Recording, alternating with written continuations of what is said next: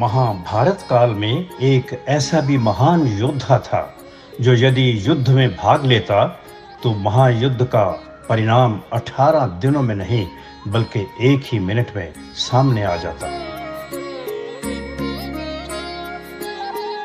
उस योद्धा में युद्ध में शामिल समस्त योद्धाओं को पलक झपकते मार गिराने की दिव्य शक्ति व अलौकिक क्षमता थी। यदि वे योद्धा धनुष बाण उठा लेता तो महाभारत की कहानी पांडवों की पराजय के रूप में सामने आ सकती थी। श्री कृष्ण के रहते हुए भी पांडव युद्ध में हार सकते थे। आपको इस बात पर विश्वास नहीं हो रहा होगा, लेकिन यही सच है। ये महायोद्धा कोई और नहीं, वही खाटू श्याम जी महाराज हैं, जिन्हें आज असंख्य लोग हारे का सहारा, 3 बाण वाला, लख दातार जैसे नामों से पुकारते और पूजते हैं। जी हाँ, अचंभित कर देने वाली ये कहानी महाबली भीम के पौत्र और वीर घटोत्कच के पुत्र बर्बरीक की ही है, जो महाभारत का इतिहास बदलने की क्षमता रखता था। आइए आपको बताते हैं बर्बरीक के खाटू श्याम महाराज बनने की रोमांचक कहानी। बर्बरीक को कुछ लोग भगवान शिव का अवतार कहते हैं तो कुछ लोग शिव जी का भक्त बताते हैं। ऐसे लोग भी कम नहीं हैं जो मानते हैं कि बर्बरीक धरती पर यक्ष के साक्षात अवतार थे। ये तो पक्का है ही कि भगवान श्री कृष्ण बर्बरीक के गुरु थे। कहा तो ये भी जाता है कि उन्हें बब्बर शेर जैसे बालों के साथ जन्म लेने के कारण बर्बरीक नाम मिला था। बर्बरीक को युद्ध कला की शिक्षा उनकी नाग कन्या माता अहलावती ने दी थी। शिक्षा पूरी होने पर माता अहलावती ने अपने वीर पुत्र से ये वचन भी लिया था कि वे हमेशा हारने वाले की तरफ से ही लड़ेगा। बर्बरीक बचपन से ही महायोद्धा थे। उन्होंने घोर तपस्या करके आदि शक्ति और आदि देव को प्रसन्न किया। बदले में उन्हें 3 अमेध बाण और 1 दिव्य धनुष की प्राप्ति हुई। उनका धनुष और उनके 3 दिव्य बाण उन्हें तीनों लोकों में विजयी बनाने में सक्षम थे। महाभारत युद्ध शुरू होने के पहले से ही श्री कृष्ण अपने शिष्य बर्बरीक की महान शक्तियों को पहचानते थे। श्री कृष्ण ये भी जानते थे कि बर्बरीक हारने वाले पक्ष की ओर से ही युद्ध में उतरेगा। अंतर्यामी श्री कृष्ण को पता था कि महाभारत युद्ध में कौरव पक्ष कमजोर पड़ेगा। भगवान श्री कृष्ण इस बात से भी अनभिज्ञ नहीं थे कि बर्बरीक कौरवों की ओर से युद्ध में उतरा तो पांडवों की जीत हार में बदल सकती है। बर्बरीक तटस्थ रहे, श्री कृष्ण को हर हाल में इसका इंतजाम करना था।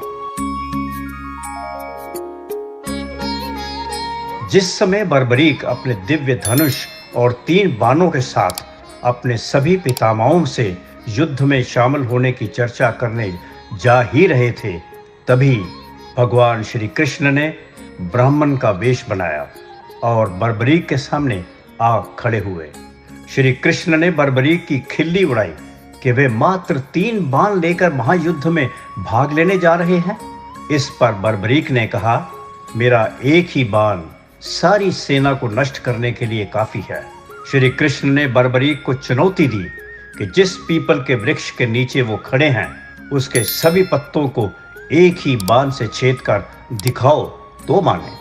बर्बरीक ने बाण चलाया जो पल भर में ही पीपल के सभी पत्तों को छेदता हुआ श्री कृष्ण के पैर के चारों ओर चक्कर काटने लगा।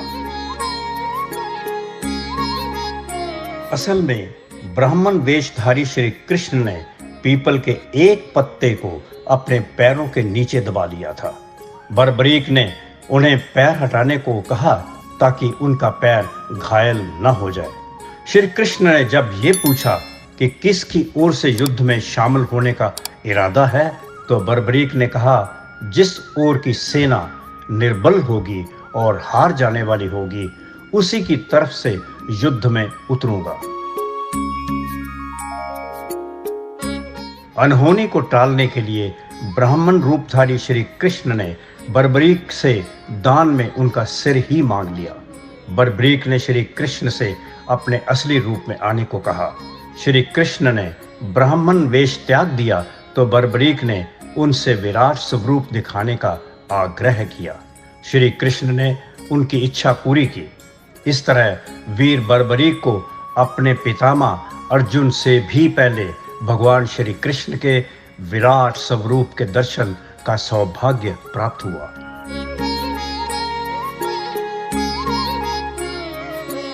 श्री कृष्ण ने बर्बरीक से कहा कि युद्ध के आरंभ होने से पहले युद्ध भूमि में रणचंडी की पूजा के लिए एक महान वीर क्षत्रिय के शीश के दान की आवश्यकता होती है। यही समय था जब बर्बरीक ने अंतिम क्षण तक महाभारत युद्ध देखने की इच्छा जताई, जिसे श्री कृष्ण ने पूरा किया। रणभूमि के समीप एक पहाड़ी पर पीपल के पेड़ पर बर्बरीक का शीश रखा गया, जिस पर अमृत वर्षा कर श्री कृष्ण ने उसे अमर कर दिया। इसके बाद बर्बरीक ने संपूर्ण युद्ध को देखा।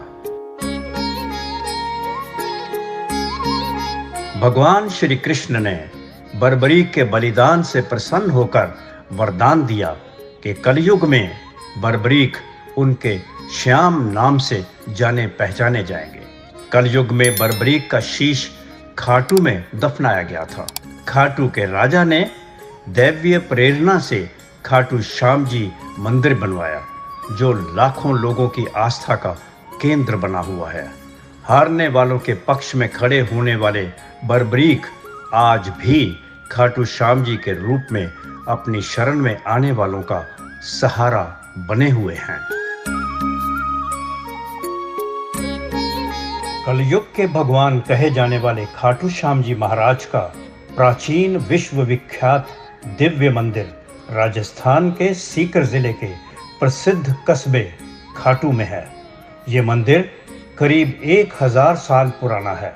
यहाँ बर्बरीक के शीश की पूजा होती है, जबकि उनके धड़ की पूजा हरियाणा के हिसार जिले के एक छोटे से गांव सिहावड़ा में होती है। भगवान श्री कृष्ण ने बर्बरीक की क्षमताओं से प्रभावित होकर कलयुग में श्याम नाम से पूजे जाने का वरदान दिया था। साथ ही ये भी अटल मान्यता है कि जो कोई खाटू नरेश के समक्ष अपनी समस्या के समाधान के सच्चे मन से प्रार्थना करता है, उसे कभी निराश नहीं होना पड़ता। और इसी आस्था और अखंड विश्वास के चलते असंख्य श्रद्धालु खाटू श्याम जी की शरण में जाते हैं और उनकी मनोकामना पूरी भी होती है। वैसे तो यहाँ सारे साल ही मेले जैसा ही माहौल रहता है, लेकिन फाल्गुन माह के शुक्ल पक्ष की द्वादशी को श्याम बाबा का विशाल वार्षिक मेला लगता है, जिसमें देश विदेश से आए करीब 30 से 35 लाख श्रद्धालु शामिल होते हैं।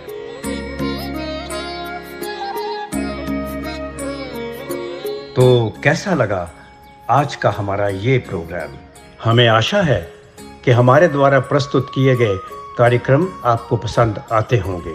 आपसे अनुरोध है कि आप अपने सुझाव हमें अवश्य भेजते रहें।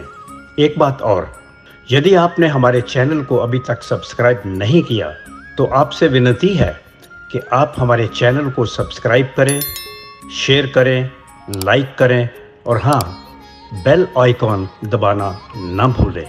जय श्री खाटू श्याम जी महाराज की। मुझे अपना दास बना ले खाटू वाले बाबा, मुझे अपना दास बना ले खाटू वाले बाबा, मुझे दिल में आज बसा ले खाटू वाले बाबा, मुझे दिल में आज बसा ले